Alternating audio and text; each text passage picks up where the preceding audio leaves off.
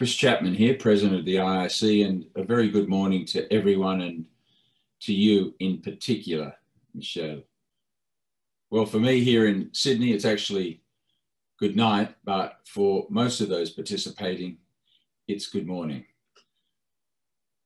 The collaboration we're about to benefit from over the next 2 days follows the great success of the conference jointly held by BEREC and the IIC in Riga back in what I call BC. It was actually in July 2019, being the year that the IIC was celebrating its 50th anniversary and BEREC was celebrating its 10th anniversary. And shortly after that Riga conference, the two organisations agreed to continue collaborating biennially, and we're therefore delighted to be co-hosting the IIC BEREC Telecommunications and Media Forum 2021, albeit as an online conference this year.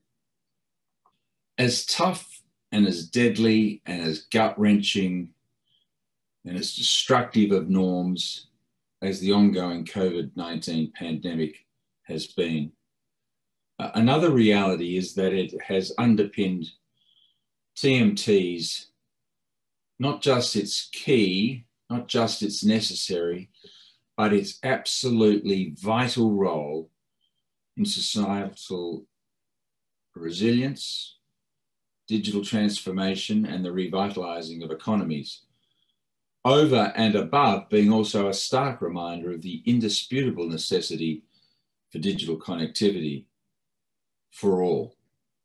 The long anticipated and much debated shockwaves of digital technology and climate change and a global viral pandemic are being felt all around the world, and indeed across all levels of society. This has brought a significant range of policy questions that have been bubbling away for years. It's brought them to the fore, into the mainstream. And it's imperative that this moment not be wasted, that the opportunity to reset for the future is harnessed. This collaboration with BEREC has attracted close to 400 attendees, not just from across Europe, but also from North and South America, Africa, Asia, and Australasia. I'm really looking forward to hearing from our terrific lineup of speakers representing regulators, industry, and civil society as they use this global platform to debate and discuss and advance our understandings on key areas of public policy in this post-digital age. And to seize the moment to ensure that the opportunity for expedited discussion, policy direction, and action does not flounder. Before we whet your appetite on the specifics of the agenda, I wanted to say how grateful we are for the support from the terrific team at BEREC and BIPT, who have helped make all this happen, in particular Izzy, Micah, Vera, Charlotte, and Yannick. And now I'd like to hand over to my great friend, Michel Van Bellinghen, who is, of course, chairperson of BEREC, the body of European regulators for electronic communication, in 2021, a fitting tribute to the exceptional work Michel has done for many years as chairman of the Council of the Belgian Institute for Postal Services and Telecommunications. Michel and BIPT have themselves been great supporters of the IIC, and as far back as I can remember, we've always had the most stimulating TMTs in Brussels. I know that Michel is looking forward to welcoming you all and explaining more about the sessions that we've planned for today and tomorrow. Over to you, Michel. Well, thank you very much, Chris, for your kind words, and good afternoon, everyone, and welcome to this IIC BEREC event. Having a long-standing tradition of hosting the IIC TMF Brussels here at BIPT, needless to say, Chris, that I would have loved to welcome you and all participants in Belgium today. But I'm optimistic that this will be the case next year. Well, speaking this year on behalf of BEREC, I'm delighted, of course, to introduce the sessions that we have planned today and tomorrow with so many outstanding speakers, moderators, and panelists. But before doing so, please allow me to say a few words on our priorities based on the BEREC strategy 2021-2025 and on our work program 2021. And the first is to promote full connectivity, and by doing so, incentivize investments and EU leadership in 5G and fiber. This means prioritizing the work that improves the general conditions for the expansion and the take-up of secure, reliable, and competitive, very high capacity networks, both fixed and wireless across Europe. In the backdrop of the connectivity recommendation of the Commission, BEREC and the NRAs have been involved in the establishment of the connectivity toolbox that member states are implementing. And we also very much welcome the agreement on the recovery and resilience facility and the other initiatives of the European Commission, such as the Digital Compass. The second priority is to make sure that BEREC is widely acknowledged as a trustworthy partner for the EU institutions in the backdrop of the European digital policy. And BEREC has already issued some opinions this year, an opinion on DMA, an opinion on roaming regulation, an opinion on NIS2 directive, and we also contributed to the preparatory work for the review of the broadband cost reduction directive. And depending on the topic, we've also reached out to the European Commission, the European Parliament, the representatives of the member states, and our counterparts in charge of postal services, privacy, and media. And the third priority is to upskill the organization fit for the digital age and the related challenges of the technologies march for the benefit of Europe and its citizens. Because of the increasing cross-border nature of digital services, it is necessary for BEREC to expand its knowledge in new areas at digital age. That's what we have done so far for the regulation of digital platforms, but also for the green transition. Regarding sustainability, we still need to further expand our know-how in line with the upcoming Green Deal and the 2030 targets. And we need to develop a better understanding on how to reduce the carbon footprint of providing digital and electronic communications services. As you can see, Chris, those items are well aligned with the TMF agenda for today and tomorrow. We'll have a first session on recovery, resilience, and delivering the digital decade, followed by the second one on Digital Market Act, DMA, and Digital Services Act, DSA. And tomorrow we'll start with a session on green growth, sustainability, and ICT's role in the climate change agenda to end up with the secure connectivity and critical infrastructure provision session.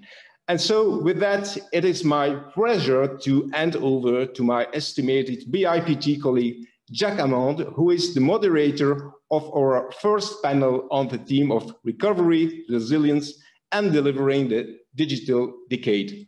Over to you, Jack.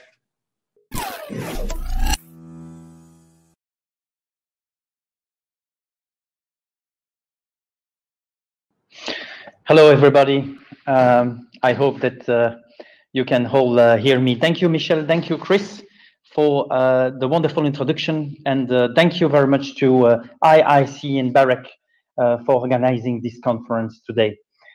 First of all, I will be happy, of course, to inform everybody that we have a wonderful panel and participant to this session, which it's called Recovery, Resilience and Delivery in the Digital Decade.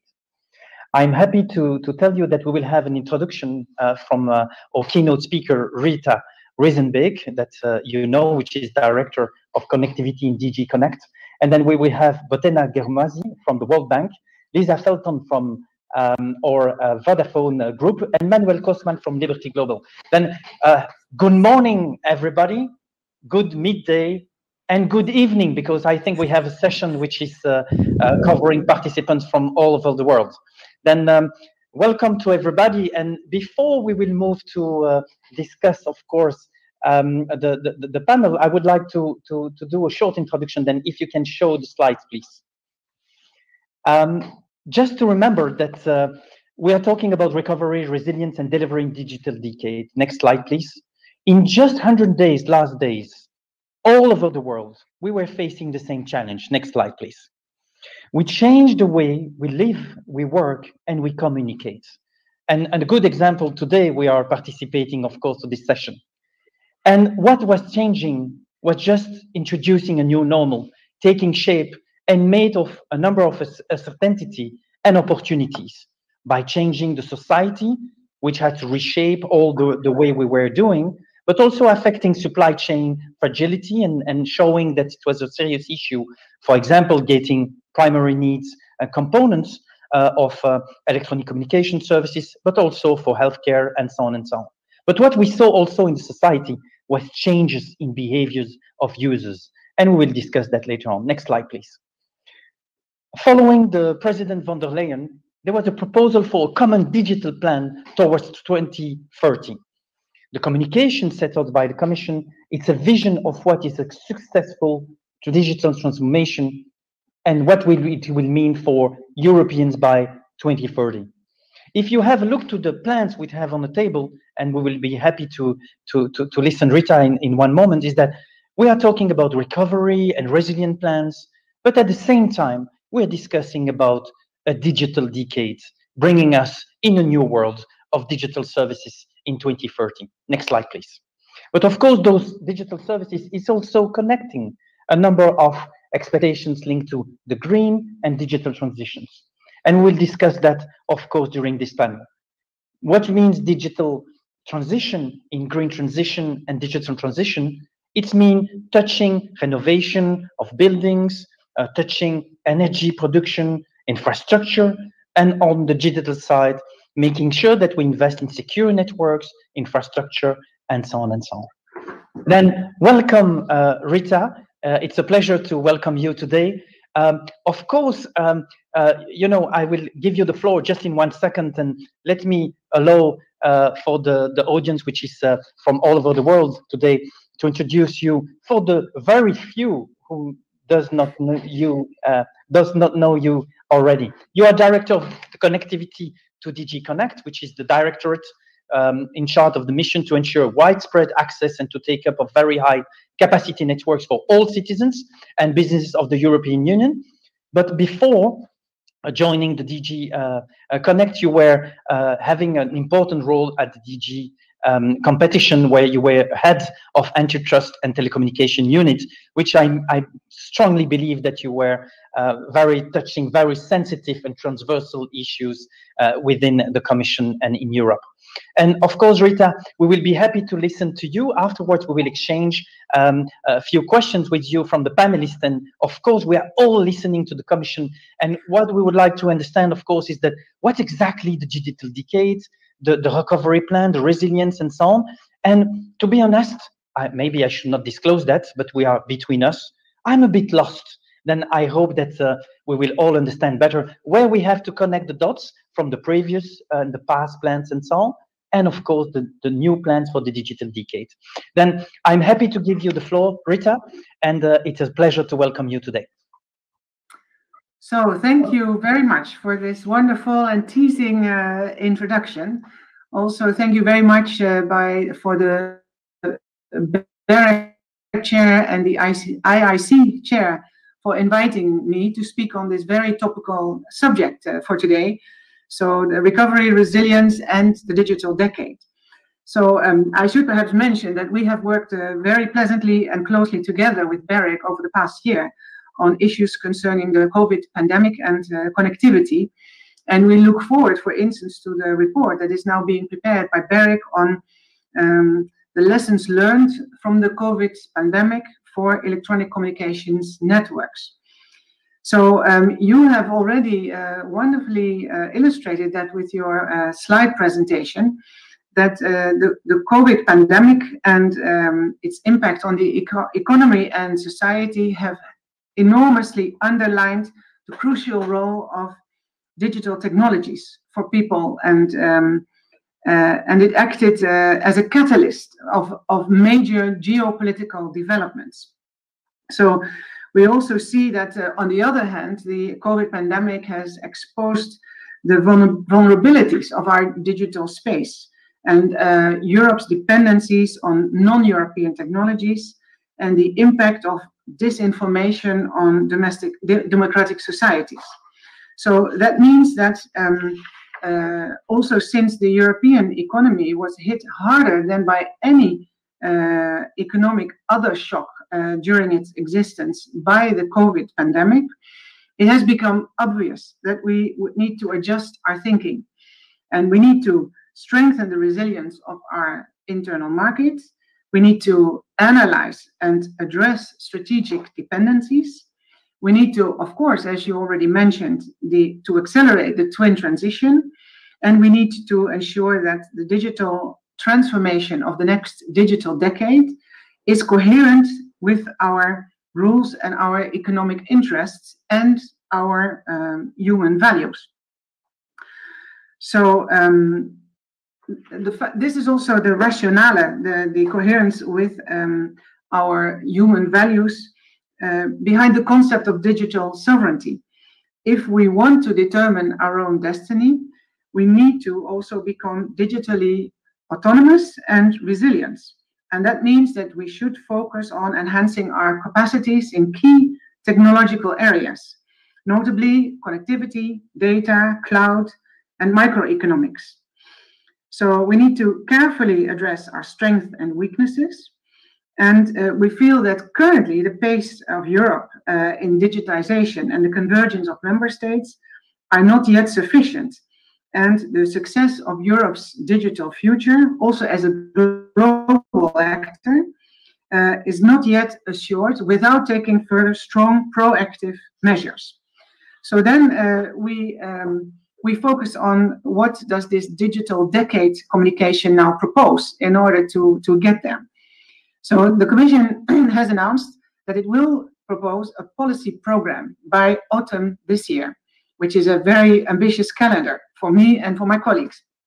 And that aims to provide greater coherence and visibility with respect to the digital goals for a digital transformation. And it does that in 4 dimensions. It does it in education and skills, which is, of course, key to bring the benefits of full digitization to everybody in Europe, in infrastructures, in transformation of businesses, and in government. So the Digital Compass policy program that we are preparing now will intend to operationalize the digital decade ambition by establishing, first of all, clear targets along the 4 cardinal points, by also establishing a robust governance in close cooperation with the member states, including a reporting and monitoring mechanism, and a framework for what we call multi-country projects. So in this context, it is, of course, good for me to take the opportunity as Director Connectivity to underline the importance of connectivity in this whole landscape. So we feel connectivity is not only important for citizens and businesses, as it has always been, but the deployment of very high capacity networks and 5G infrastructures will also be the basis for the development of a whole array of smart applications based on that connectivity. So we feel that a European approach to building digital capacities is indispensable. So cutting-edge European capacities require critical mass of funding and alignment of all the actors, and it also requires joining efforts and pooling resources across the Commission, member states, and private stakeholders. And only that, we feel, will lead to the impact and scale that we're looking for. Now, in this context, multi-country projects are an important aspect of the digital decade framework. And we feel indeed, as I was saying, we will not get there if every member state will only look at itself. But we feel that in Europe, with the huge market it has and the huge asset it has already in the context of digital transformation, it is of key importance that the member states bundle their efforts together with the Commission, together with private stakeholders, country projects. And in this context, the Digital Policy Programme will intend to propose a framework that will make it easy and fast to create such multi-country projects. Also, in terms of the governance, I mean, I can indeed reveal a little bit more of our thoughts, but you will also find them in the communication. I mean, the governance to us would be based on a system of annual reporting, which will be actually very much a revamped version of the DAISY report, which will have a lot of added features and which will allow us to report on an annual basis whether we are on track with the digital trajectory towards the targets that we have identified. And this reporting would take place on the basis of a traffic light systems, where we say things are going well, so Europe is in the green, or things are going less well, maybe Europe would be yellow, or on this specific topic we would be in red. And if we would be in red or yellow, that would trigger a collaborative process with the member states in order to examine what is needed in order to get back on track. So this is what we have in mind with respect to the Digital Policy Programme. Of course, it's very important also to note that in the communication, we have also announced that we would like to come to a solemn declaration that would establish the digital principles. So basically the principles that should govern people's and individuals' rights in a digital context. And it should also guide the European Union and member states when developing further regulation and legislation in a digital context. And we intend that this would be a solemn declaration by the three institutions of the European Union that would indeed list those principles for the benefit of European citizens. And we have recently launched a consultation already in that concept of the development of the digital principles. Now, I'm very happy to signal that the Digital Decade communication, or the Digital Compass communication, as we also call it, had a very warm welcome by the member states in Council. And actually, the responses we have received until now by member states are that they are happy with what the Commission has proposed, and that they are asking us to sometimes be even more ambitious or even accelerate our efforts, which is, of course, a very comfortable position for us within the Commission. So in this context, it's perhaps also relevant to mention that recently we updated the 2020 industrial strategy. And also in that context, we are focusing on establishing, let's say, the vulnerabilities and weaknesses in supply chains that are crucial, I mean, in the industrial strategy for a wide series of products and services, but also in the context of digital, on the vulnerabilities for elements that are crucial for our digital transformation. So in particular, also in this updated industrial strategy, we identify clearly the support for new industrial alliances in strategic areas where such alliances are the best tool to accelerate activities that would otherwise not develop. And in this context, you can, for instance, think about the Alliance on Processes and Semiconductor Technologies that is in development, and also the Alliance for Industrial Data, Edge, and Cloud. So this is another, let's say, perspective through which we are working on the digital transformation and addressing also the dependencies that we have in Europe currently. Also externally, our ambition is to build a stronger Europe in the world. So this doesn't mean protectionism. It means that the EU's starting point for the international perspective is an open digital economy based on the flow of investment and innovation as an engine for prosperity. That means that we want to be an equal partner in the areas of the digital transformation. And we want to also strongly promote our core interests and values through having a level playing field in digital markets, having, of course, a secure cyberspace, and also in upholding European values and fundamental rights online. So these will be the keys of our international approach in the context of the digital compass. So this is then what I wanted to say about the digital compass. Then maybe some words about the recovery and resilience facility that, of course, also plays a key role in this whole landscape of transformation in the digital area.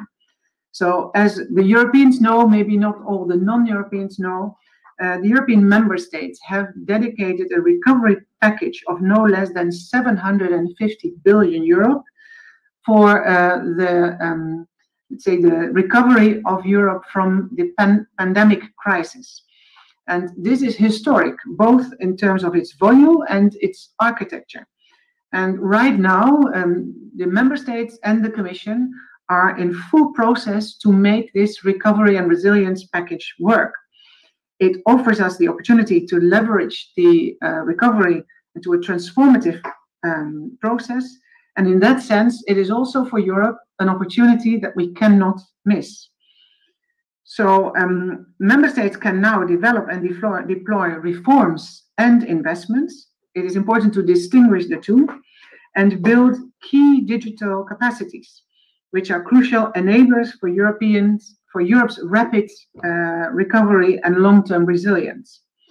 Now, a few words about the RRF national plans, because there we are actually now in a very relevant and important time, because by the end of April, the member states were required to hand in their national recovery plans, in which they lay out how they intend to make use of the RRF facility in order to orchestrate their own, let's say, recovery from the crisis.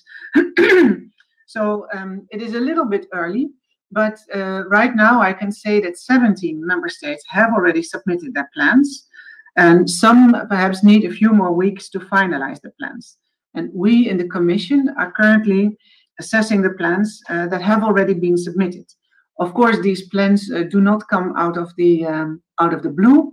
Already since October last year, there was a very intense process in which we worked together with the member states to develop the plans to the standard that the Council had established when the Recovery Fund was established.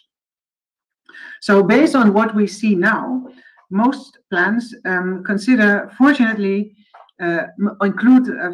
a considerable amount of measures and investments in the digital domain.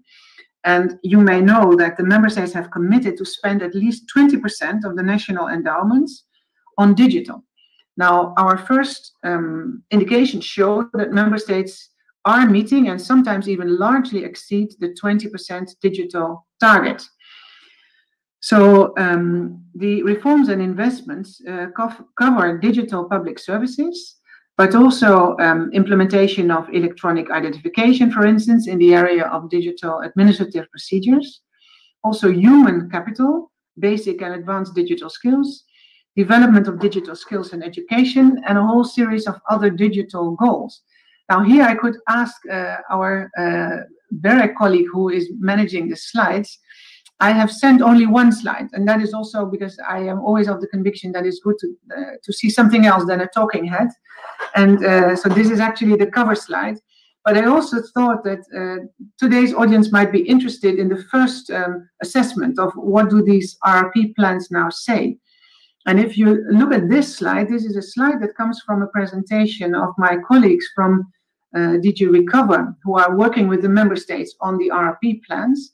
And that has been shown last week to the European Parliament to give the Parliament a first impression of where we are in the digital plans under the RRF plans, the RRPs.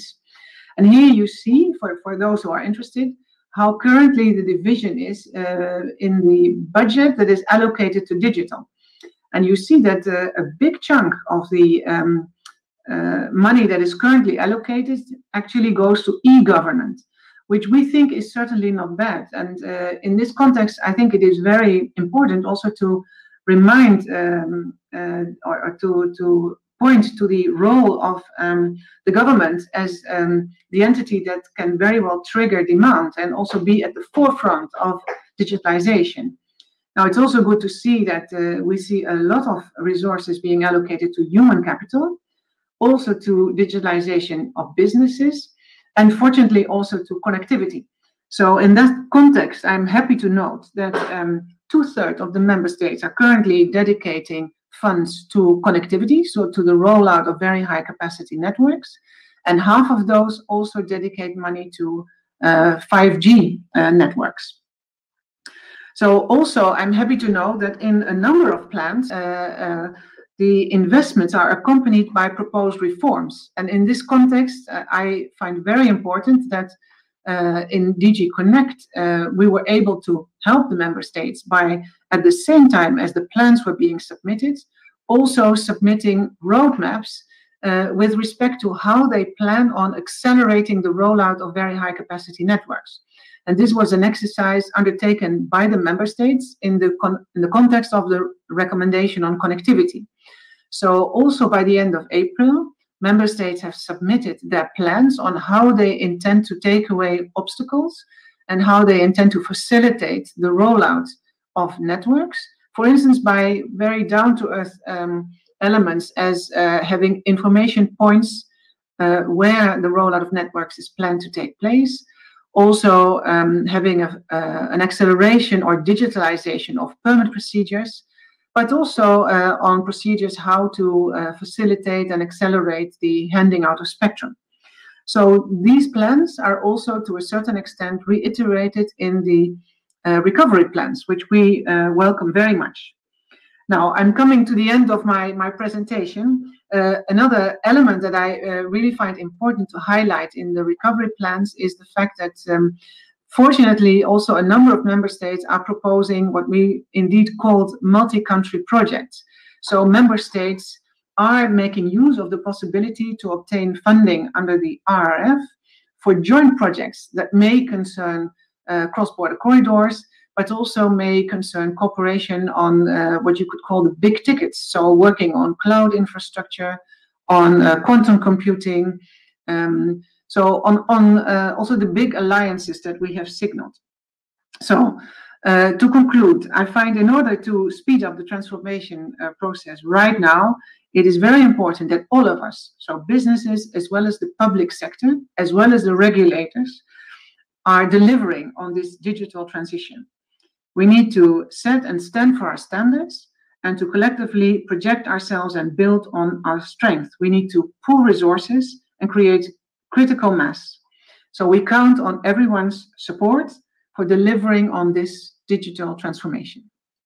Thank you very much. Thank you. Thank you, Rita. I think that you were delivering so dense information, and I hope it's not a secret for everybody. But nevertheless, I would like to invite the audience, if you have questions, please use the chat, and we will be happy, of course, to raise those questions to Rita.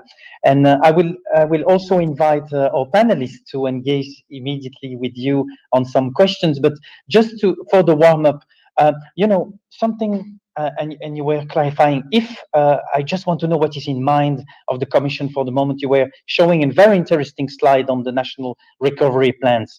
You said 17 members were submitting their plans.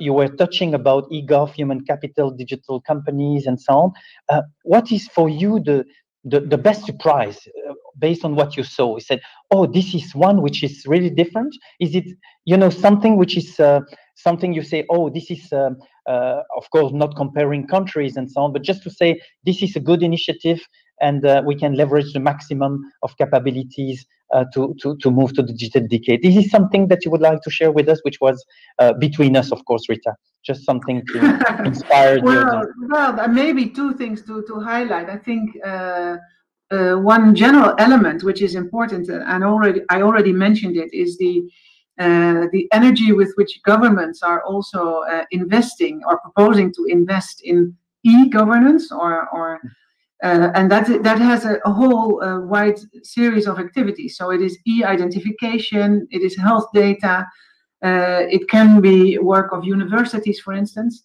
where I think indeed this is really important, and that can also have how do you know? It can be an enormous pulling factor for the digital transformation. So that is very important. And I personally am also quite happy to see that actually quite many member states have picked up this element of the roadmaps on connectivity. So we feel that indeed this is a very down-to-earth exercise, but it is very important. And I hope that also the people from the industry will endorse that to facilitate the rollout. We know that there are member states where actually the need for civil engineering and the question, how can you actually speedily roll out, is of key importance for the transition. And so it's very good that the member states have also made the connection between what they are proposing in order to do based on their own toolbox, and doing that in the framework of the reforms that are asked for in the context of the recovery. Thank you, Rita. And just before I give the floor to the panelists, just a quick question. You said something interesting and at the beginning of your speech by saying we had to adjust our thinking, and you said we had to address dependencies, and you said, of course, no protectionism and so on. We have people here from all the world, and it might be a certain concern if the Commission is pushing for digitally autonomy. Can you please help us to understand what is the process ongoing about that? And if you allow me, I will say, was it new? Did we discover that just because of COVID? Question mark. Thank you, Rita. Well, I don't know. Is there anything that is ever really new? No, but to explain, I think, where this thinking comes from. I think there is a renewed focus, at least, or new focus on what we could call the European way. So Europe, I think, can be seen globally as being at the forefront in certain actions that we would consider like certain policies that we would consider ourselves as being typically European. And these are, for instance, elements that focus on human values, where we want to put the individuals at the center. And if you depart from that thought that you want to develop the European transition in the European way, on the basis of our own values, you have to also have ownership of the technologies and the elements that you're using. And that doesn't mean that everything needs to be produced in Europe, but it does mean that you need to be an equal partner with others who are producing or delivering such technologies. So that means that certainly we're not looking for a protectionist agenda, but we're looking for an agenda that gives ownership to Europe on the crucial technologies to deliver this digital transition. So we feel that there's a natural link between the digital principles that we are proposing in the Compass and the need to also work on getting more ownership on the technologies that are needed to underpin those principles. Thank you very much, Rita. But I would like to invite Mrs. Boutheina Guermazi. And we had the perspective from the European Commission, and we are in Europe today, but we have friends from all over the world. We have also the World Bank, which is, of course, focusing on digital transformation and development. And welcome, Boutheina. You are Director of Digital Development at the World Bank, and also specifically looking to infrastructure practice all over the world. Do you have a burning question for Rita? I have definitely a burning question. I think first I really want to say thank you for the great overview of the compass, and I have to admit that the first time I heard about it, I fell in love. And you mentioned it very nicely. It's based on this ecosystem approach where you need foundations around connectivity, but skills, the human dimension and the physical infrastructure are important. But it's important as it changes government, and it's important as it changes business. So it's really nice approach. And later I'll have the opportunity to show how the bank is thinking about it, and it's really striking to see the alignment on the approach. My question to you, Rita, is how much of the opportunities around the multi-country approach is something, based on the experience of Europe, is something that would be very useful for other countries, as we work with a number of countries in other regions in the world, and thinking digital means thinking big by the very nature of the topic. So these regional solutions from the EU perspective, how much of it you think is very, very relevant to countries outside Europe? Yeah, well, I think so. The international element of the digital compass is that we would look for partnerships also with countries outside Europe, also based on these shared values, on the importance that we attach, for instance, to a common approach to connectivity, to 5G. So we look forward to working together with other countries on the basis of such partnerships. And I think that nothing would withhold the use of the multi-country projects as we have them in mind under the digital compass, also in other parts of the world, to facilitate and to accelerate and mobilize cooperation across countries. Because indeed, we are talking about developments and projects that are too big to carry for one country, certainly within Europe, but possibly also outside Europe. Then I understand that, the World Bank is just telling you, Rita, that they're seduced by the compass.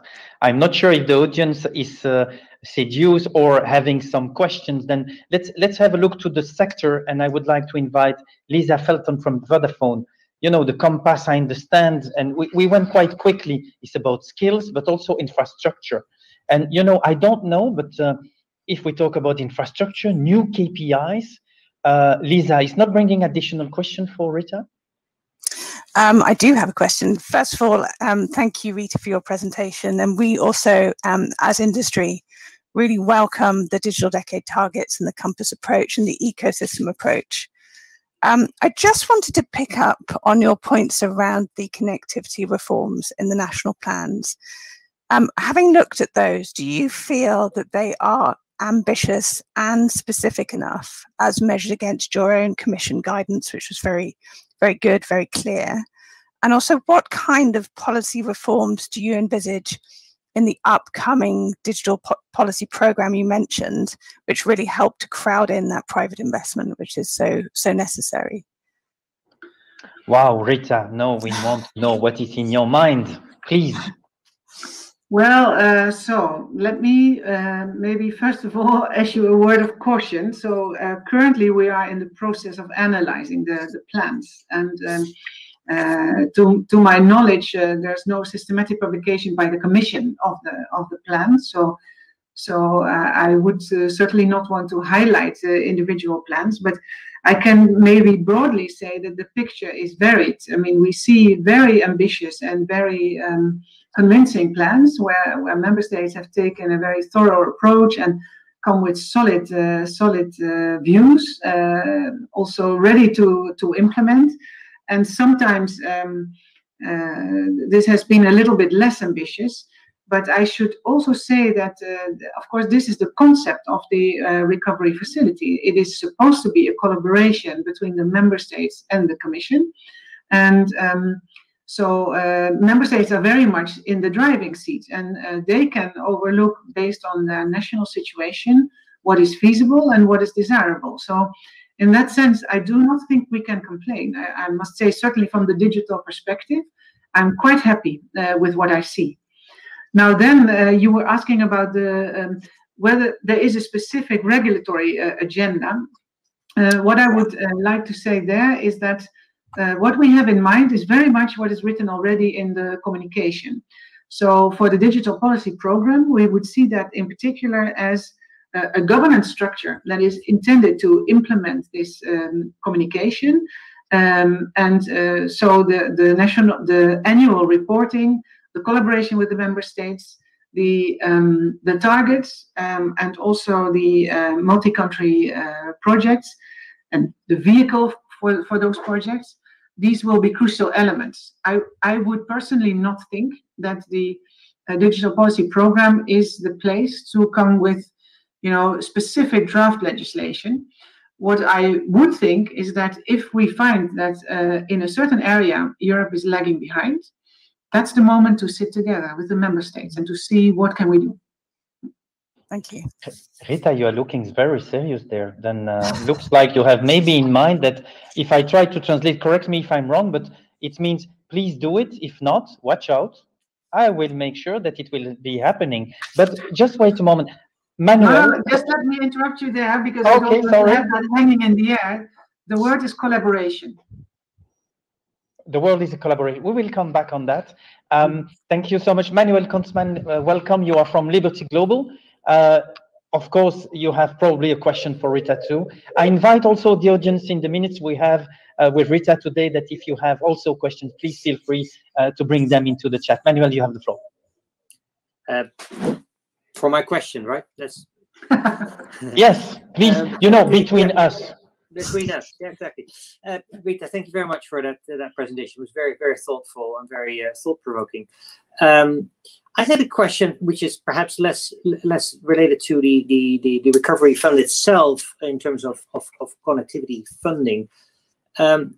Looking back at the past year and the corona pandemic and everything it caused, within the industry for a long time we were wondering how to stimulate demand for very high-end broadband services, and for all the horrible consequences of the COVID pandemic, one thing it definitely did, it created an instant and massive demand for high-end connectivity in education, the workplace, commerce, and science, and literally the whole world population now recognizes the value of connectivity, high-end connectivity, and we should definitely take advantage of that situation. And is there, what do you think, and what do you think is there a role for the Commission in this, in further demand stimulation, because it's such an important element of actually kind of creating the right business cases to further investments in this space? Well, also here, I would. It's a good question. And I think indeed, to me, also with my competition background, it is always very important to also look at the demand side, because in the end, you don't want to create something that the market or consumers or businesses are not really looking for. But this being said, also there, certainly in the context of the recovery plans, I would primarily look at the member states to see what they have in mind. But we should, for instance, not forget that even if you look at that from the state aid angle, there are possibilities to take measures by the member states which focus on, for instance, providing vouchers to consumers who are then in a position to afford more easily connectivity. And I think also, if you talk about demand, what I find an important element, this time not of the recovery fund, but also of what we are doing in CEF Digital, is the fact that we would be ready to finance under CEF Digital. This is the Connecting Europe facility. This is another fund. We would be ready to finance what we call 5G communities. So there, this would be intended to have projects of general economic interest that would be set up by communes or by universities or by hospitals that are indeed in the public interest, and that would be eligible for financing. And that would in itself, as we see it, also be able to fulfill a kind of multiplier role and could be an element with which we can precisely incentivize demand. Thank you, Rita. I think our panelists, I think the panelists, they have more questions. Do you want to react to that, Manuel? Because I think Lisa is also okay. Okay, Lisa, you're on the starting block. You would like to come back on the discussion, please? Yes, just a quick question. Another thing you mentioned was that you are revamping the DESI index and using that as a way of measuring success. I wondered, in that revamp, are you considering incorporating a green element to see how much digital drives green and assessing that within the overall context?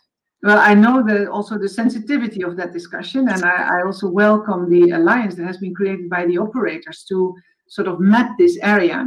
But one thing to note is that in the communication on the digital compass, we have said that we wanted to explore whether we can also introduce a benchmark and a measure for the greenness of networks and data centers in particular. So we're thinking about that. But of course, knowing the difficulty of the topic, it's not a given yet that we will succeed or succeed to the satisfaction of member states and industry in that context. Thank you. Thank you, Lisa. Of course, you were discussing about the compass.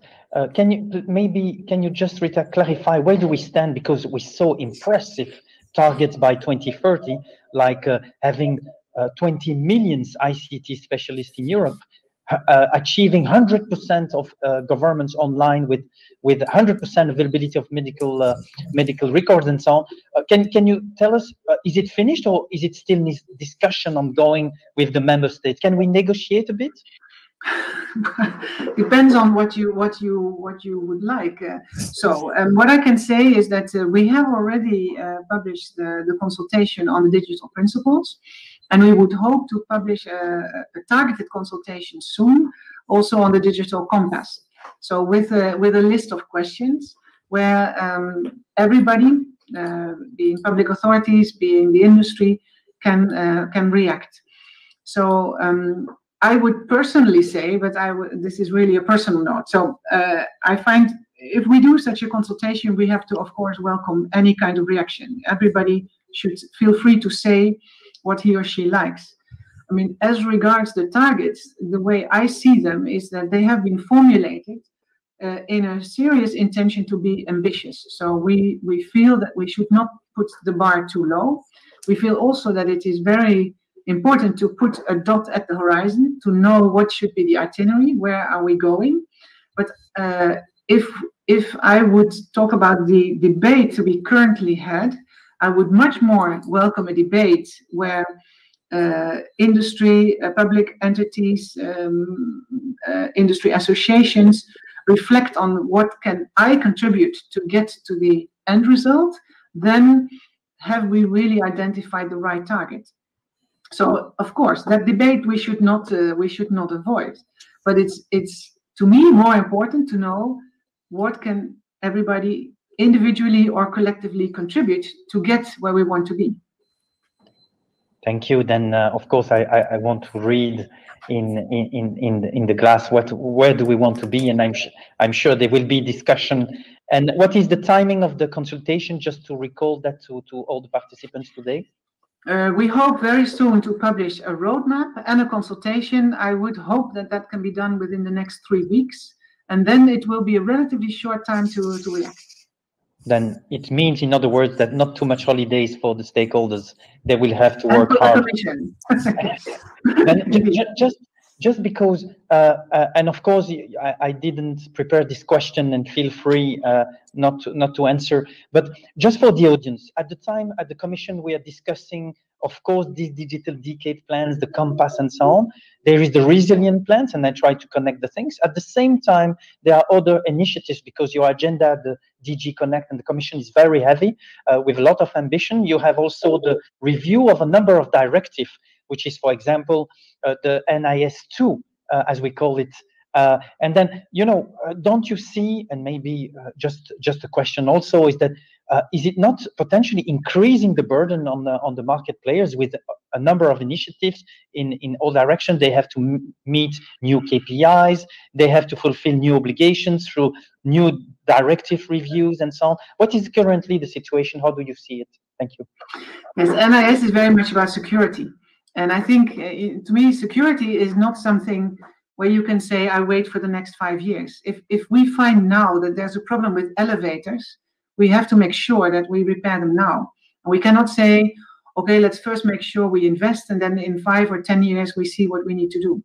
So this is an issue that is now very relevant, that we need to prepare also for a solid future in order to have secure networks and have secure technologies. And so I don't think that we can afford to not do that. And the only comfort that one could signal is that it will apply industry-wise. So there will not be 1 or 2 players in industry who will have an advantage. Everybody will have to adjust. Then I understand, because you were very straightforward there, that this is the menu to have and to take, and we will continue on top of with the digital decade targets. Is it a good way to translate this message? Yes. Well, that is a question of what is the alternative. Yes, okay, I understand. We have still a few minutes, and of course, I'm happy to receive more questions. It seems that you were underlining the multi-countries initiatives, and you were mentioning a few of them. It looks like that from a perspective, it looks like very interesting project. Can you please, you were mentioning the corridor like 5G that we saw in different communications. You were talking about the cloud. How do we stand with those discussions on multi-country projects? Well, what we said in the Digital Compass communication is that we were going to explore whether it will be possible to create what you could call easy to mobilize vehicle, so that for the very important multi-country projects, it will not be necessary to negotiate for 2 years every time again in order to get a proper governance, a proper structure in place. And we are actively exploring that. That's where we are. Of course, in the consultation, we look for input also by industry on what works and what doesn't work. What are their views? Also, certainly by the member states and by other public stakeholders. But this is where we are. We are in the process of exploring. So it's too early for me to say whether we can already identify what would be the features of that. And in your exploration, what did you see? Do you see something bubbling? I mean, if you can share something. Well, to me, the only thing I can say is that it is something that I feel is very necessary. So in a way, the signal to us and to also the member state, to all of us, is you better make it work. But that's the only thing one can safely say right now. Thank you very much, Rita. I think we just have a few minutes in your agenda. Then, do you want to share something to the audience today? We have stakeholders from different industry, in the media industry, in the telecom, electronic communication industry. We have some platforms here. Do you have a message for them, and maybe related to the 750 billion plans? I don't know if you would like to share something, please. Well, I think, to me, you overtake me a bit, but I find, even as a commission official, I find it is remarkable that in the midst of the COVID times, I mean, the member states and we have been able to come up with, first of all, this fund, also with the plans and with the conditions. And now that we have the plans that have been proposed and are being sort of wrapped up and in the process of being implemented, it is also very much over to the industry to work with the member states. And just as a person, I mean, I've taken up this job in January, and I find it remarkable and also admirable how these things, and also my colleagues, are delivering this from their own attic and from their own home offices. And we're working with people in the member states, also working from their home offices, working with people from the operators who do the same. And in the end, the result will have to be that the digging starts and the networks are being expanded, and also that the cloud infrastructure is put in place. So I would only encourage everybody more to work with us and with the member states to actually make it happen. I think there's a strong message delivered here to the members, and I'm sure that the other panelists will be happy to commit on that on the second part of the discussion. Of course, Rita, you are welcome to stay with us, but I know that you have a busy agenda today, and this is too bad, because of course we will discuss and agree about things, and then we will be happy to come back to you. Thank you so much for your presence today, and of course we saw the European perspective, and I would like to invite Mrs. Boutheina Guermazi, as I said, Director of Digital Development at the World Bank, Department of the Infrastructure, to give us the worldwide perspective. Because one of the questions, of course, we didn't address in the talk with Rita today is that how those plans are combining all together.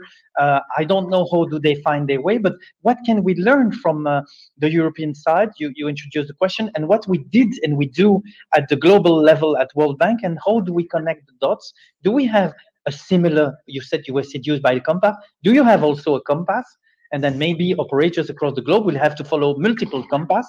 You have the floor. Thank you so much, Jack.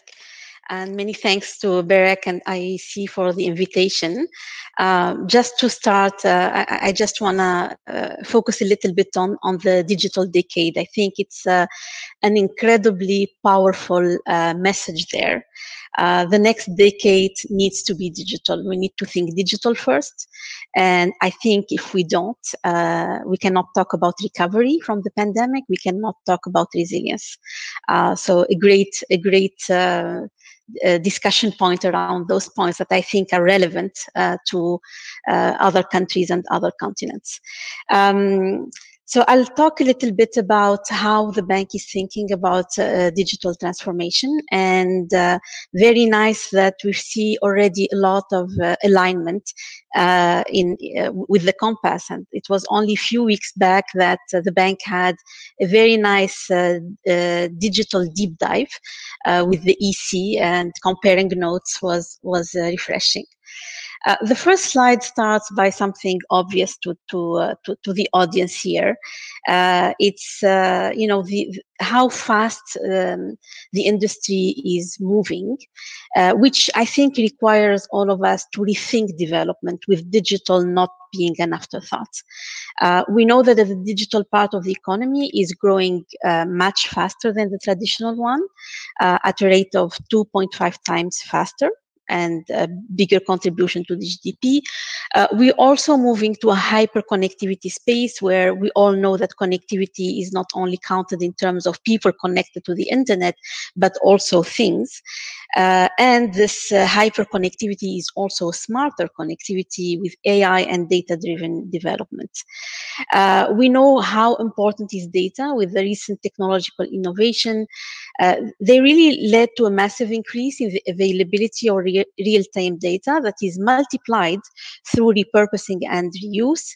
The World Bank just released a few weeks back the World Development Report 2021, which highlighted the framework of how data can improve lives and can deliver potential benefits, while important to think about safeguarding against possible harms.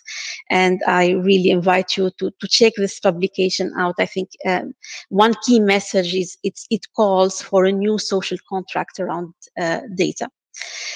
Moving to the next slide, and this, I will not talk much about it, because we all know how important digital was in the context of the pandemic. It was important for societal resilience. I think this is how Michel presented when we opened the panel. It is, we've seen how the increase in mobile internet traffic, for example, and we've seen important lessons that I think are very important for us as we think about the digital decade. The lessons that are very clear is countries with strong connectivity, good regulatory framework, strong ID foundation, were more equipped than others to harness the digital tools. The other very, very important lesson is that the concerns around the digital divide are very important and very deep. Increased risks and deeper inequalities. And, you know, I think it was called the pandemic of inequality. Just think about, you know, over 460 million children in the world did not have access to remote learning during the lockdown.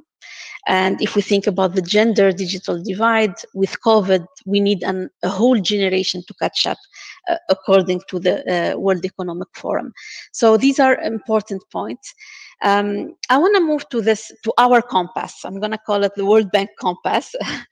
And it's basically this house diagram. And if you allow, I'm going to stay a little bit on this slide. I think the main thing is we're thinking about the sector as a T, right? So there are so many things in the digital sector that are linked to the sector as a sector. And this is, you know, the connectivity, the policy framework, the enablers that are very important. And what we're seeing more of is the importance of the sector as a cross-cutting theme that enables other sectors to deliver their own agenda by putting more emphasis on digital. And this, you know, approach that we're taking is one that, you know, embraces an ecosystem approach. Thinking about digital foundations and thinking about supply and demand at the same time, trying to move out of the silos approach, and really trying to think about the different foundational elements. And here, you know, reflecting on what we heard earlier from Rita, you'll see a lot of alignment on how we think about it. So digital connectivity, of course, it's the mother of all foundation. Without access to infrastructure that is available, affordable, and safe, we cannot talk about digital transformation. And here we think about it in terms of digital connectivity, but also in terms of data connectivity. How do we make sure that there is a data infrastructure, the clouds that are needed as a foundation for the different applications that we want to see. Staying in the same slide, but moving to the darker yellow, this is the other foundation in addition to digital infrastructure, digital platforms. Here we can talk about the importance of ID, for example, very important for digital transformation. As we move to increase service delivery online, having digital ID is very foundational and very important, but it is an agenda that requires a lot of attention. We still have over 1 billion people who are invisible because they don't have an ID. Then digital financial inclusion, this is very foundation because, you know, if we talk about the digital economy, we cannot not be able to transact online, a very important foundational element. As important as digital business. Here we think about two types of digital business, the whole, you know, entrepreneurship ecosystem, the startups, but also the support to digital business for, you know, more than startups. And how do we make sure that there is enough support, because it's linked to the content that needs to fill those pipes. And of course, digital skills is very important. I mean, this is at the heart of, you know, the human capital dimension. How do we make sure that, you know, people have the skills to use the internet, have the skills to create the content that are very important? And how do we look at digital skills also from the skills of policymakers, the skills of regulators? This is a sector that is moving very fast. So this ecosystem approach is very important for us. And it is foundational, but, you know, this is not the end objective. Really, when it works, when it starts to transform other sectors, and this is, you know, the green layer there. Many examples. I think we will not talk about all of them, but there is hardly any sector of the economy today that digital does not influence to a deep approach. And it's these use cases that create the demand that are very important to push digital transformation. and very important for countries to think about them in a way that there are foundation, and then the sectors come and do not replicate the investment, do not replicate the foundational layers. In the bank, we look at it as a whole World Bank approach. So it's an approach where the World Bank public sector is active, but also IFC and MIGA. And it's anchored into our objectives, the twin goals. It's anchored into helping reach the SDGs. The next slide, the next couple of slides, it's very quickly on what are the priorities that we are focusing on in the bank. Priority number one is closing the digital divide. We know there is a divide between countries, of course. I mean, the numbers are there. Still half of the world population need to be connected. And there is a big divergence in terms of a regional lens. There are more regions that need to work harder to get to this connectivity. But also, I think what is very important, and it was highlighted very, very clearly in the context of COVID, is the divide within countries. Of course, the rural-urban divide. The rural population is 37% less likely to use mobile internet than the urban one. As I mentioned earlier, the gender divide is getting deeper and really a serious concern. And there are, divides around affordability. Data remains a luxury for many of the peoples in different regions. The affordability of data, but also the affordability of devices. So it is still a barrier for a bigger uptake of mobile and all connectivity, whatever the type of industry behind it. What we do in the bank, we're trying to focus as much as possible on understanding better the different dimension of the divide, and also working with partner. It's a huge agenda that requires all of us working together. And of course, it's a big priority in most of our projects around digital transformation, a big focus on the connectivity part of it. The next priority, moving to the next slide, is really managing the risks. I mean, there is so much about the opportunities that digital offers to the agenda, but there are also a number of risks that we need to look at and we need to tackle. Here, cybersecurity is really a top priority for us. It really affects the sector across the internet value chain, from the first mile to the last mile. Given that there is increased softwareization of what all we do, it reaches application. We need to look at it also at the device stage. We know cyber attacks have increased, globally, and the big ticket item for the economy. What we try to do in the bank is work with many partners around this agenda. We want to tackle it not just as a risk mitigation. I think it's very important also as pushing digital transformation. When people have the trust, there is an impact on increased usage of digital. Data, very important, as I mentioned earlier. We need to understand and harness the full value of data to unleash its potential. We need to build trust environment for data, and we need to make sure that stakeholders have a fair share of the benefits of data through investment and policies. Another risk here is around dominant players and the whole platform economy. There is a renewed attention to this topic, a deeper look at competition policy. And we're following the great discussion happening at OECD and WTO. We just want to make sure that the clients that we represent have a voice around these topics and around these issues.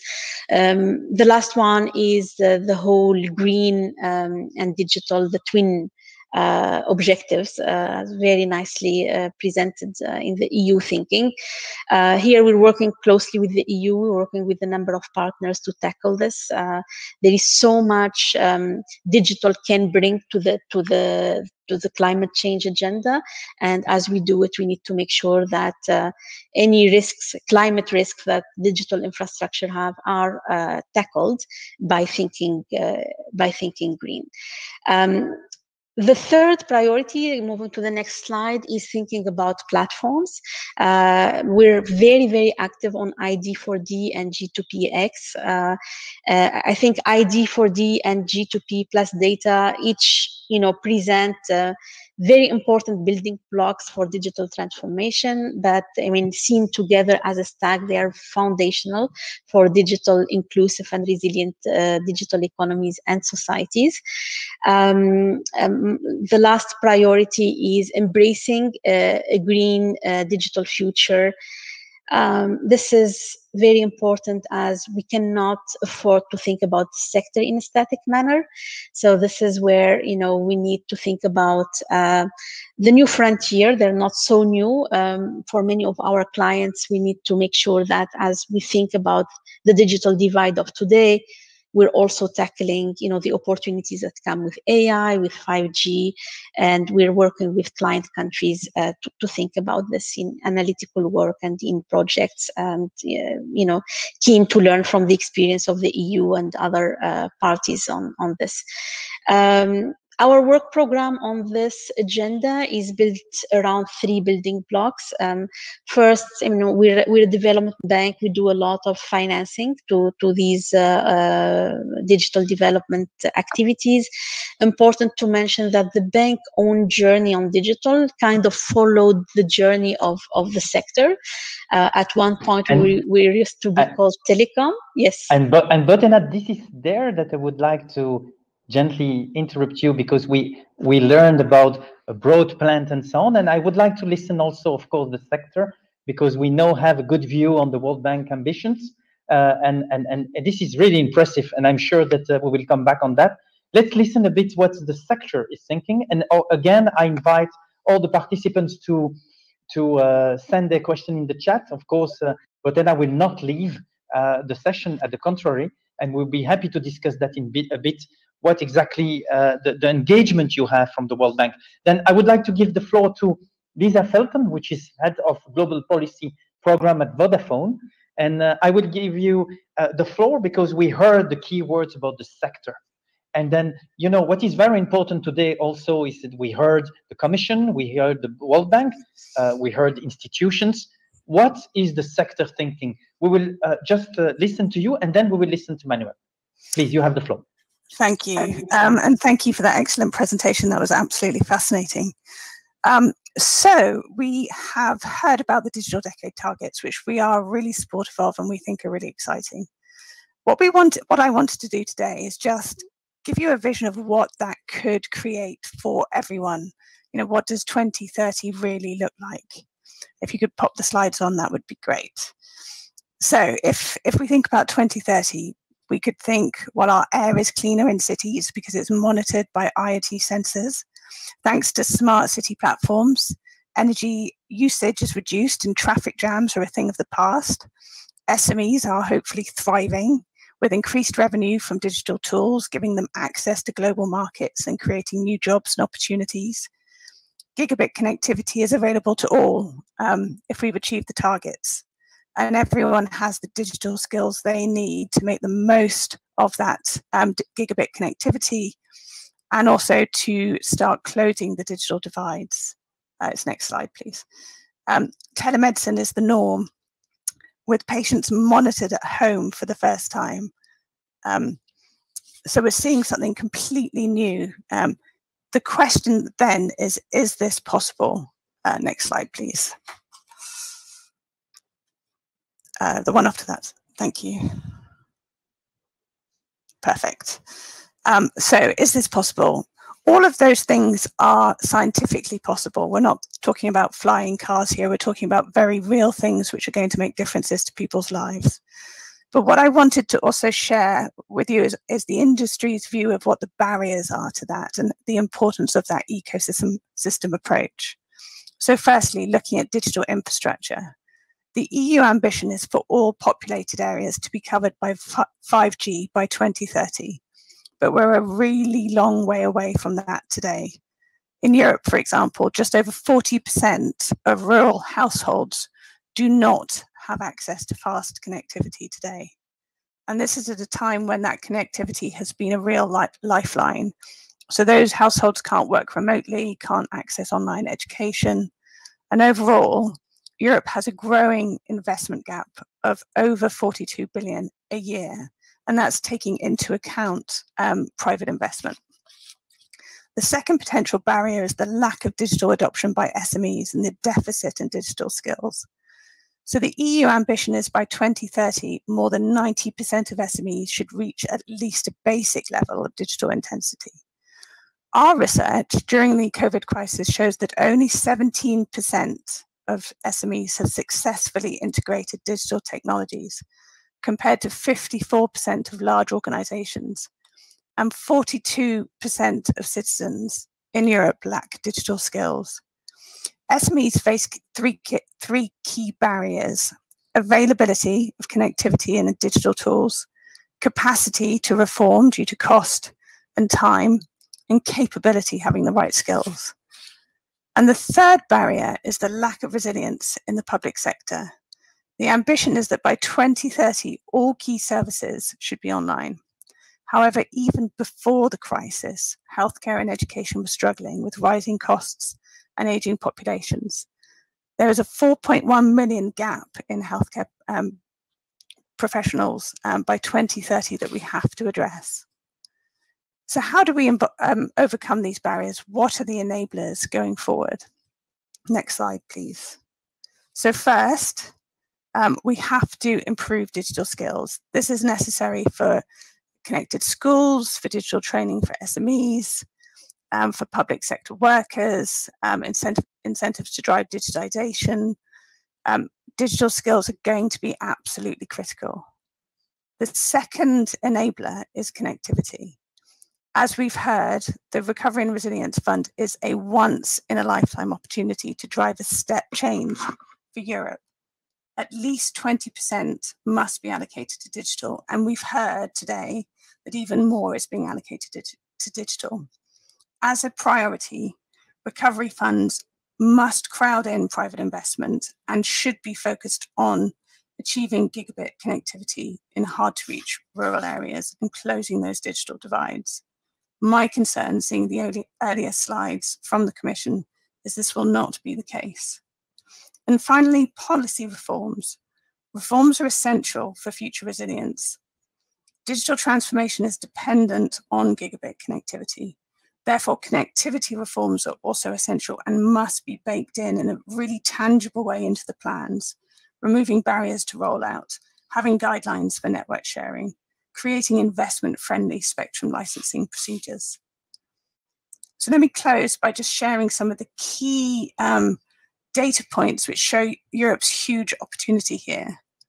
So digitized SMEs have an average of 26% higher revenues than non-digitized SMEs. Rolling out telemedicine across Europe could save 48 billion and prevent more than 165 deaths annually. 165,000 deaths, annually. Implementing smart cities platforms in Europe's top 80 cities could yield energy savings equivalent to the entire electricity use of Latvia on an annual basis. If we level up and achieve 90%, according to the DESI index across Europe, this could drive an increase of 7.2% in GDP. That's a huge difference, and we must make sure no one is left behind. And I would agree with the Commission that we really have to work together, business, member states, the Commission, in order to achieve this. Thank you. Much, Lisa, and of course we will come back on your slide because it was a good wrap-up of what you just said, and I think that the slide sometimes is good to keep huge numbers that you're proposing. We come back in one moment. I would like to invite Manuel Kohnstamm, who is Senior Vice President and Chief Corporate Affairs Officer at Liberty. You were already launching the discussion about demand creation when were discussing with Rita a bit earlier in this panel, but of course, I will be happy and we will be all happy to know the broader view that you have in this discussion. Please, you have the floor. Many thanks, Jack, and great to be on this panel. I'll share some of the experiences of Liberty Global in this space and the perspectives we have on it. As most of you know, Liberty Global is one of the world's leading converged video broadband communication companies. We've now gone through quite a few changes and we've adapted quite actively to changing circumstances. We now operate in about 7 European countries under the consumer brands Telenet in Belgium, the new Sunrise UPC combination in Switzerland, Vodafone Ziggo in the Netherlands, which we own together with Vodafone Group in a 50-50 JV. And in the United Kingdom, we're just about to conclude a historic joint venture together with Telefonica between their mobile operator O2 and our cable system Virgin Media. This transaction will support expansion of Virgin Media's gigabit network and O2's 5G deployment. And so I can tell you a little bit more of that. Actually, we just received, literally hot off the press a couple of days ago, the green light from the UK competition authorities, and we'll start that business on the 1st of June next week. Overall, across our footprint, we have millions of customers subscribed to over 80 million broadband video and fixed and mobile services. We and others have been looking for that magic formula on what will deliver the digital goals to our customers everywhere in Europe, and in particular during this strange time of the pandemic and post-pandemic recovery that's ahead of us. We all had a very steep learning curve into the digital age already. We've seen a fast forward into the digitization of education and workplace, discussed already earlier today, and we should not waste this opportunity. As we go back into a new normal, we should build on everything that we learned. So what did we do so far? You know, we have, in the past 2 decades, we've invested billions in infrastructure to expand gigabit connections across Europe. And we're trying to do our bit to ensure that Europe as a whole can reach its connectivity goals. We've gone from offering speeds between 10 and 100 megabits to making gigabit-ready connections available today already to more than 30 million homes across our European footprint. And by far, most of our customers actually take products only of 200 megs and higher, which is already educating that space quite a bit. We're also investing and rolling out 5G services throughout Europe, both in the mobile infrastructure itself and in all of the fiber backbones that are needed to make 5G work. We think, and we really are working hard to achieve the Commission's digital decade connectivity goals by 2030. And in particular, we think the initiative should focus on countries with significant white spaces in regional high-end connectivity, where there's work to do. In the UK, for instance, we have already committed to expand our high-end networks to over 4 million new households, which we're already halfway doing. And we're also looking at opportunities to develop this further into the regions that still need it. As an industry, we definitely have more work to do, particularly also on the mobile sides in the next years to reach those targets. And there's many challenges in the mobile world, as you know. In fixed, after many years of consolidation across the geographies that we are now active in, we are, and where everybody was consolidating, we are now entering a new stage where most companies are now creating more depth nationally, integrating fixed and mobile networks. And our own fixed mobile convergence strategy is founded on the belief that companies need to provide seamless connectivity of 1 gigabit at least and 5G services as the future of high-speed connectivity. Customers and businesses don't care that much what technology connects them, but they need the best and most reliable service wherever they go and whenever they need it. So we now have these fully converged services in the Netherlands through the Vodafone Ziggo combination, in Belgium with Telenet after it bought Base, and Switzerland when we combined the fixed systems of UPC with Sunrise Mobile. And then the UK system will be added to that. We really believe that fixed mobile convergence is going to be a massive driver of growth, of experience, and of innovation in this space, leading to happier customers, but most importantly to significant further innovation. We also keep working on the European security and digital green agenda. Last week we announced a new venture with the company Digital Colony on contributing our digital infrastructure assets, including real estate portfolios and edge computing capabilities in particular, into a new company that we will serve to grow, to develop a growing demand for scalable data center capacity closer to the edge and where customers really are. We think that's going to be a very significant new area. And another example we kickstarted, and that's more in the line of the green agenda, we started a company called Liberty Charge, because many of the Europe's telecom networks have very dense networks throughout urban areas that are really capable of helping the electric charging infrastructure for cars in modern cities. So what did the pandemic do for us, and how are we adapting to it? We experienced significant increase in downstream and upstream capacity, between 20 and 40%, as you can imagine. Social media traffic went up incredibly. Gaming traffic went up 100%. VOD 30-40%. And definitely most of the infrastructure players in Europe had to deal with that, had to increase their capacity, but we all weathered that storm quite well. Perhaps in the early days we saw some glitches, also with, by the way, with the providers of the streaming services that were very heavily used for the workplace and for education. But all of that has significantly improved over the past 12 months. I think everybody online will testify to that. You hardly see any streaming services glitch anymore. And you see also very significant new innovations, working remotely, distance education. They're all here to stay, and we'll add on new layers of virtual reality and artificial intelligence.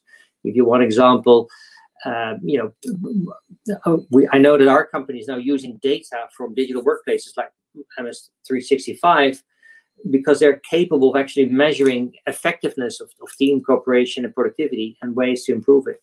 So we see really, really significant new opportunities here. We agree with the Commission and its industrial strategy. And we, emphasize the significant opportunities that are there in accelerating the development and deployment of digital capabilities. And as I said before, I think it should really be a two-pronged approach, both, working on stimulating those regions that still need the connectivity and demand stimulation, which has now got this golden opportunity ahead of it. The pandemic has demonstrated that the European Union at this moment still suffers from underinvestment in a number of regions and dependency from other regions for those critical parts of the supply chain, and we need to work on that.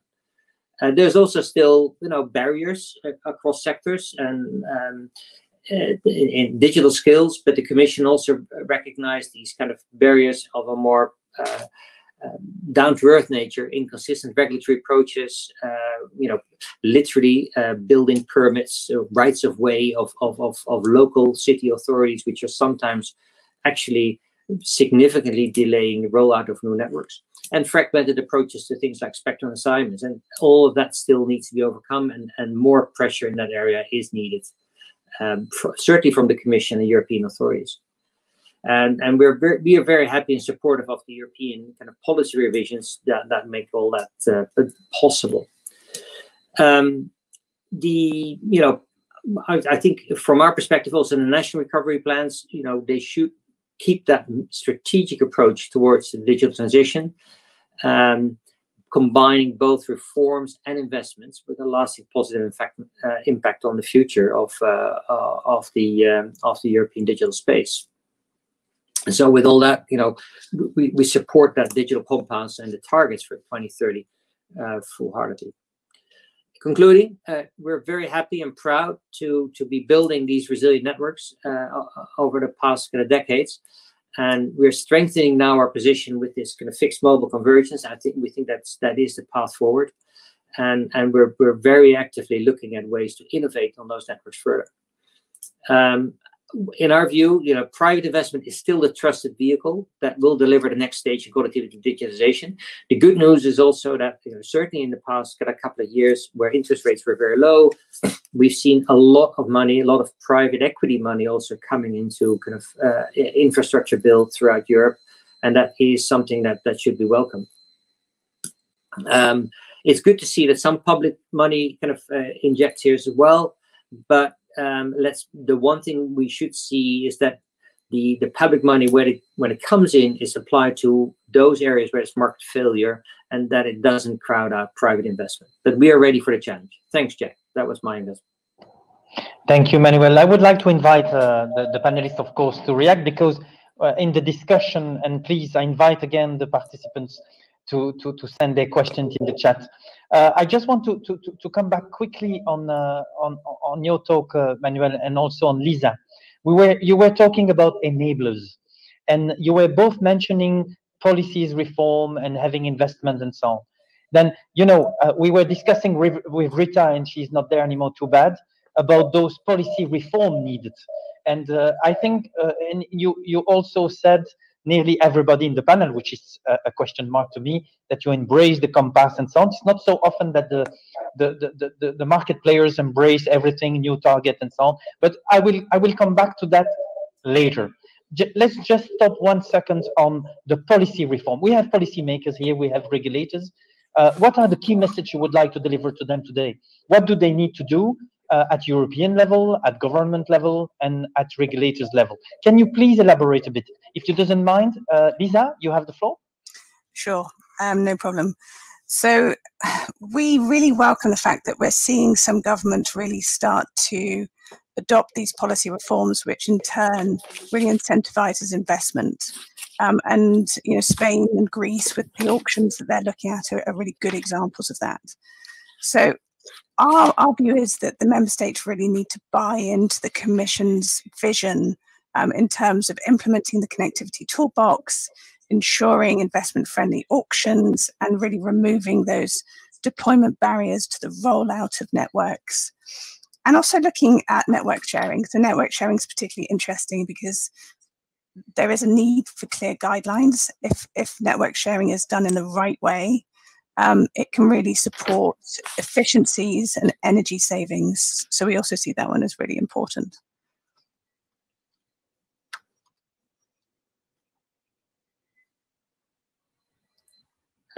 Jack, I think you're on mute. Yes, that's the most favorite thing. I just want to make sure that at least someone tried to listen to me. Thank you, Manuel. Then what about, we just heard from Lisa, friendly auctions, network sharing.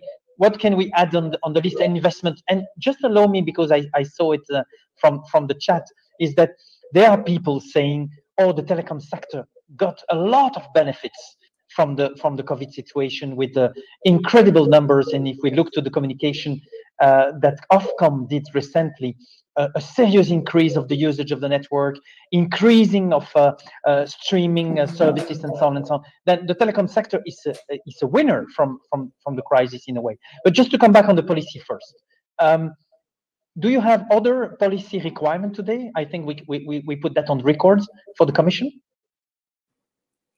Are you asking me? You're asking me or Lisa? You, Manuel. Okay. Well, first of all, I completely concur with what Lisa said. Certainly the investment-friendly kind of adjustment of things like the spectrum auctions is super important. There was a time in the early years 2000 when all governments were interested in was literally getting money in for the treasury, and they couldn't care less about the impact on investment potential, and that's now changed, and we see a lot of auction conditions. Yes, there is a commercial element to it, but the conditions in many countries are now such that companies bidding are actually incented to invest as quickly as possible and as widely as possible.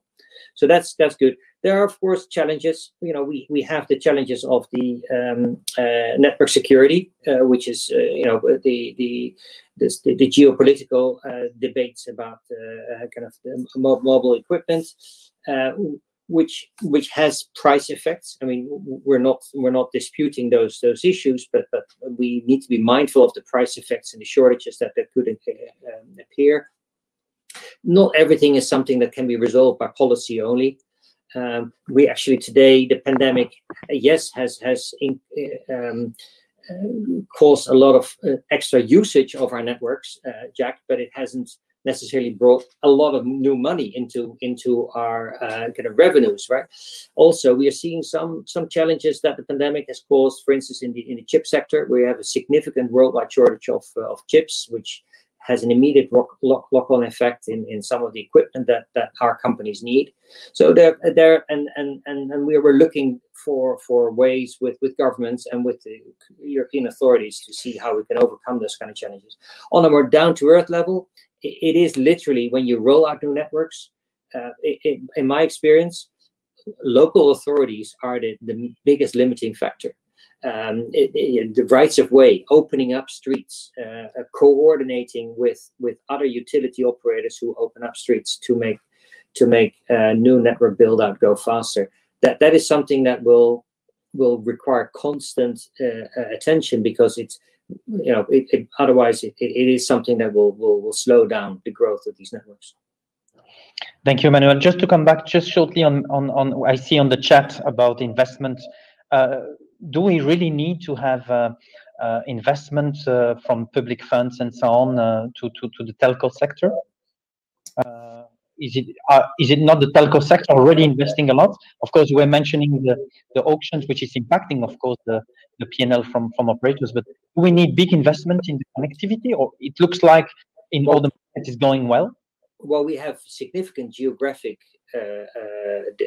differences, right? There are certain areas of Europe, and I live in one, in the Netherlands and Belgium. We have near perfect infrastructure competition on almost 100% of the population, but that's not the same in all parts of Europe. We have parts of Europe where there is significant a lack of infrastructure competition in the first place, let alone kind of high capacity gigabit networks rollout.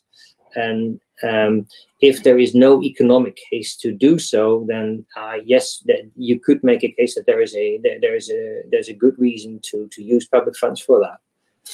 And just building on that point, because I think you're absolutely right, Manuel. I think if you look back at some of the stats I mentioned earlier, 40% of rural households don't have access to fast internet today. I mean, that's just, exacerbating that digital divide. Many of those areas will not be economic ones. We know there is already a huge connectivity gap, 42 billion per year. It does require both public and private investment to come together. I think we have to acknowledge that neither public investment on its own nor private investment on its own is enough anymore. We do need to find a way of financing these areas together, and also to complement that with the policy reforms that we were talking about. Then, Lisa, just to make sure, then we said here to the policymakers, you have to engage into this investment. We will ask a few billions money loan to the World Bank in 1 minute, but then for the moment, Boutheina is collecting the money, but we will discuss the rates just in 1 minute. But let's say just a bit more. When we talk about networks, I see in the chat that is something which is coming back about who needs to invest in the infrastructure. Then you were mentioning the right of ways, and I understand. I just want to make sure that the audience is capturing that. We have network security obligations, Manuel, that you introduced in the policy reform or attention or screening that we need to do. We had the network sharing and friendly auctions, as you said, Lisa. But what about the discussion we started years ago about the video and over-the-top entertainment providers, which I see on the chat do not contribute to middle last mile network costs, and of course are using those networks. And instead of providing broadband companies with public subsidies, is not better idea to change the rationale on asking the over-the-top provider to get and to provide investment to this network. Of course, I understand this question might be sensitive, but nevertheless, Manuel. Listen, I think that that's really yesterday's debate, Jack. I don't think anybody is still worrying about that. Partly because over-the-top video on demand and entertainment services have for some time been a very significant part of the usage pattern on our networks. Actually, during the pandemic, it is a lot more private use. What we're doing here today, the live streaming of hundreds of millions of people at work, at school, in science, and everywhere, that's consuming at least as much, and it's become part of society. Okay, I think understand. Also, many of the service providers that we work with, as you call them, over-the-top service providers, they're working a lot with companies like ourselves to create more efficient ways of getting their traffic to our networks through co-location, local edge system ingress.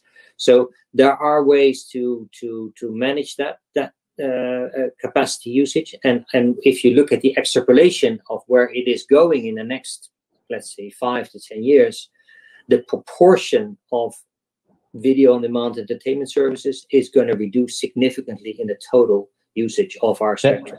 Manuel, your response is no. Lisa, is it also no?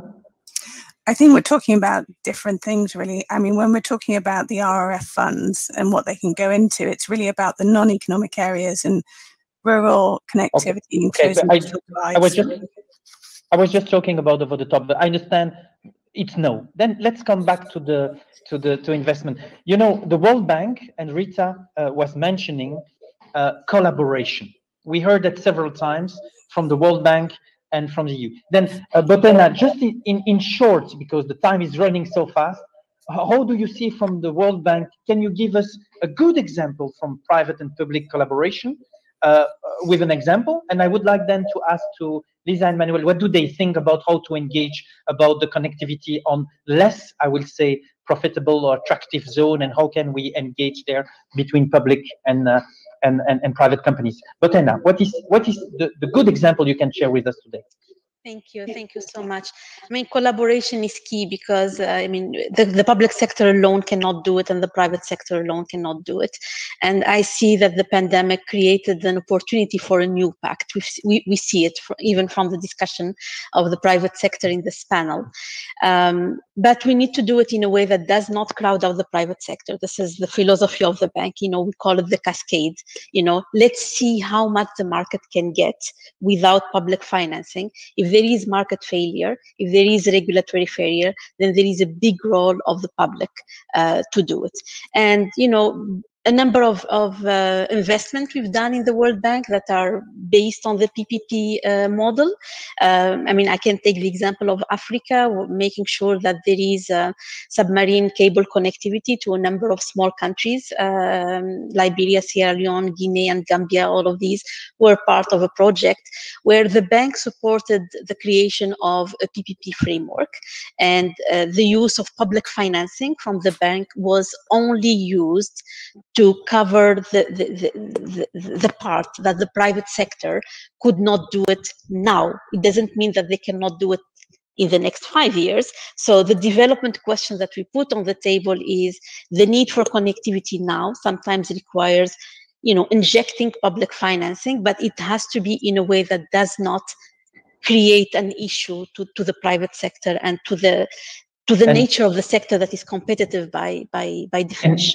And Boutheina, just very shortly, does it mean that you are giving the money, or do you have to reimburse? How does it work? Very shortly.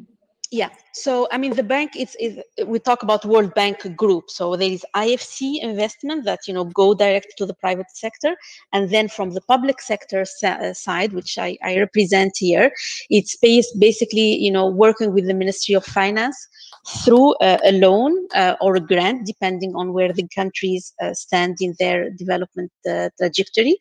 Yeah, those resources need to be paid back, of course, if it's a loan. If it's a grant, no.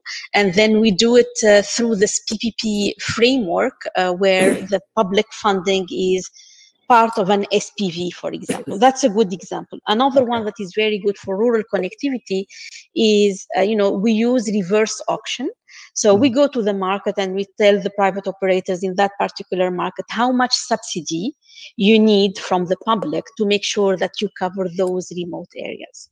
Very interesting. Manuel and Lisa, based on the perspective, how can we engage on those type of mechanisms? Do you see really a need for it? Where do you see, we were talking about rural area, what is really the approach you would like to underline? Lisa? Well, really, I'm in violent agreement. I think governments and the private sector and institutional organisations really need to work together quite quickly to bring together these new forms of cooperation and really sustainable finance that doesn't crowd out private investment, as you said, but really works to address some of the digital divides. Because we've got to remember, half the world today doesn't have good connectivity. We can't forget that. But I also think it's important to pick up the point made earlier in the presentation that being connected isn't enough. We've already got 500 million people in Africa who have connectivity, but don't actually use it, don't access it for affordability reasons, for reasons that they don't have the digital skills. So you've got to create that demand for digital as well. We have to have the right skills in place. We need to see in Africa the same approach as in Europe, that we really digitize public services at scale, really allowing that access to quality healthcare and quality education. And also SMEs, it's essential to close the digital gap for SMEs in Africa, just as it is in Europe and in other regions. Violent agreement, really.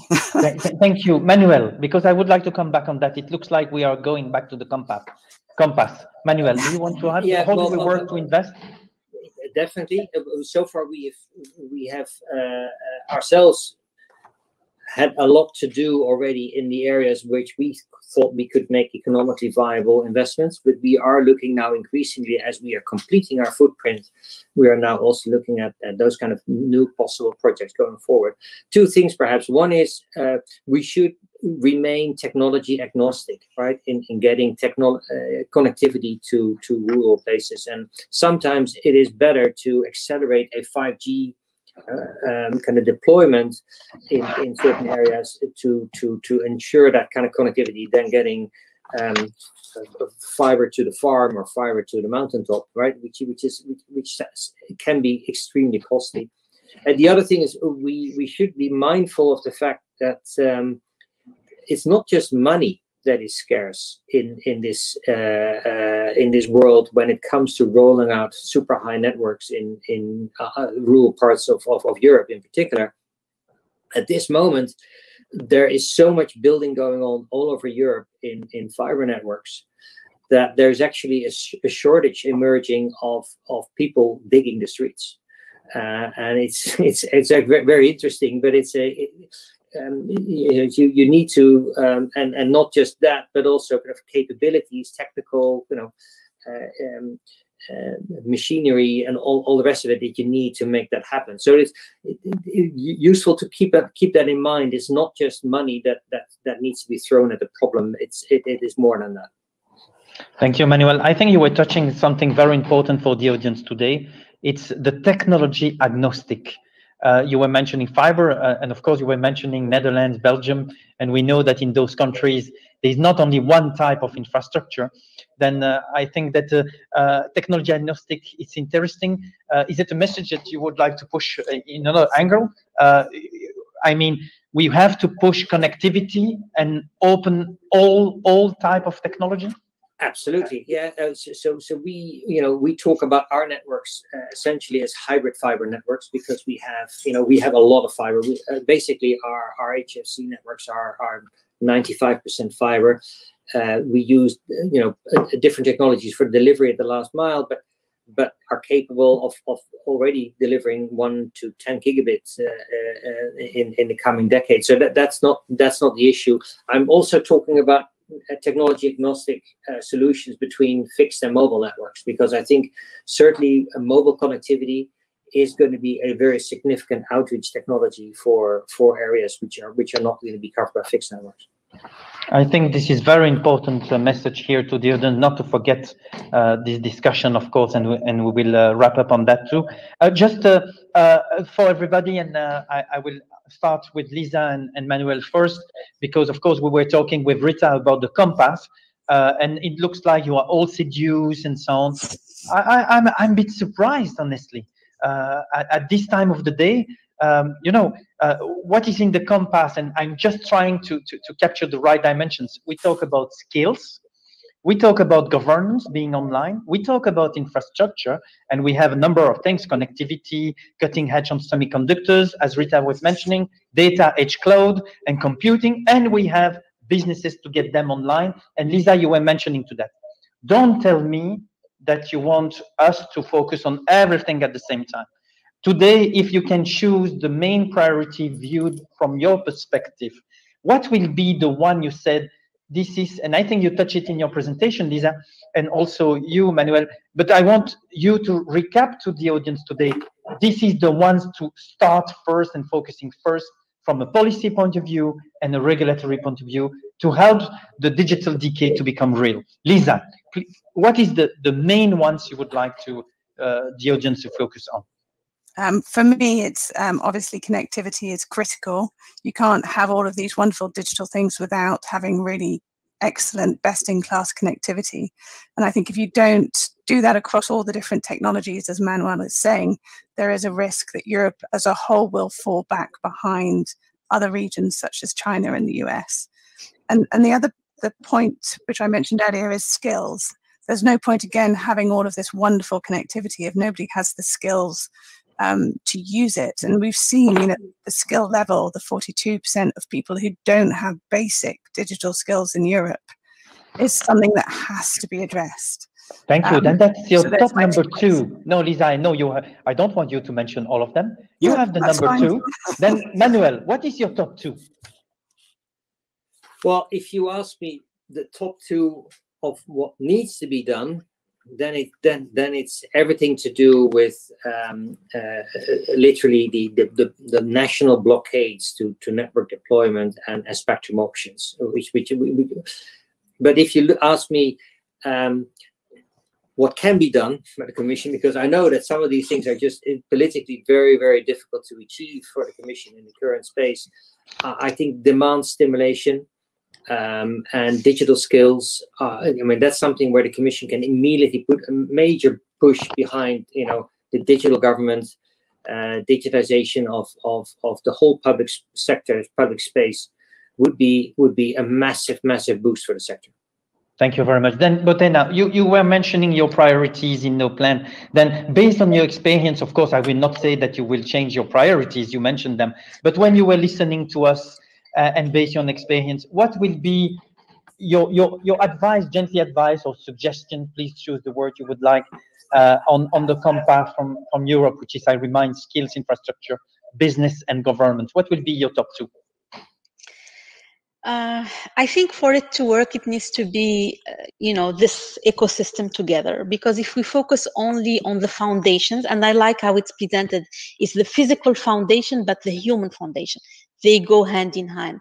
But without the demand at government and at business, those pipes will not have enough content. So the beauty of the compass is like it's all together in one story. And this is the story, by the way, that Africa is doing on their digital transformation strategy. And I understand you like the compass, but the two, just the 2. I just want the World Bank, to know if we can get a loan or grants, on which one, just to have an idea. What is in your mind? Well, connectivity. Definitely. Connectivity, okay. Connectivity and digital business. And digital business. This is very interesting, digital business. I think that there's really an opportunity there. And then I cannot finish. We have just the last minutes I would like to ask, of course, Manuel and Lisa, do you have a message to the chairman of, you know that the chairman of BEREC this year, it's Michel Van Bellinghen from BIPT, and you know that I'm also sitting on the board of BIPT. Then what will be, in short, the message to the chair of BEREC? We are in ICC BEREC meeting. Lisa, a short message to BEREC chair. Support both member states and the Commission on those policy reforms, especially the connectivity toolbox. I think it's a new initiative, the connectivity toolbox. It's taking the best practices across all the member states. It's a perfect position for BEREC to come in and make sure that is implemented properly. I promise you I will remind him every day. Manuel. I'm very happy that after many years of a focus on regulation of our sector, we now focus on investments, and I think that that's something that we should keep doing, because it is literally what's going to bring Europe forward in the coming decade. I will tell him too, and I think it was listening. I would like to say thank you very much to you, Boutheina, for your presence, Lisa, Manuel, and of course Rita. We had an interesting session. We're sometimes a bit shy about all the things. I understand that we will have offline some discussion about the compass and come back to Rita. Don't forget that there is a consultation ongoing about all those digital criteria that is running from the Commission, and we will have opportunities from the member states, policymakers, regulators to engage with the Commission. The message from Rita was quite clear. We have to collaborate.